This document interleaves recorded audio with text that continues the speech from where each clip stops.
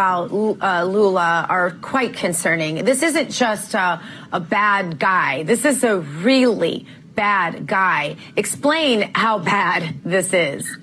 Very bad. He was convicted for 12 years in federal prison in Brazil.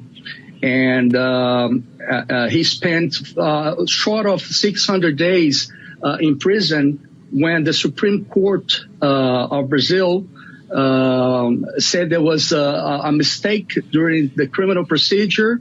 They didn't acquit him, but they said there was a mistake and he had to be released from jail. And so now he could run for being president, and, you know, he won to become the next president of Brazil. And wasn't he, if I understood correctly, wasn't he in prison on election fraud charges? He was actually in prison for corruption, for you know, billions of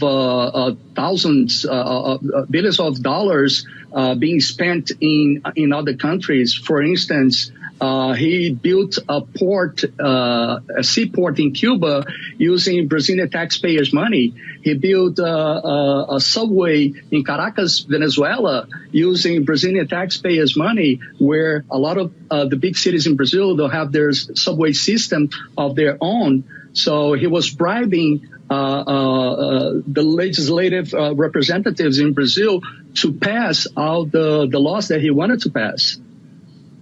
And my understanding was, too, that the prison population that Bolsonaro is largely responsible for to try to straighten out the country, am I telling this right, that they were allowed to vote also in this election?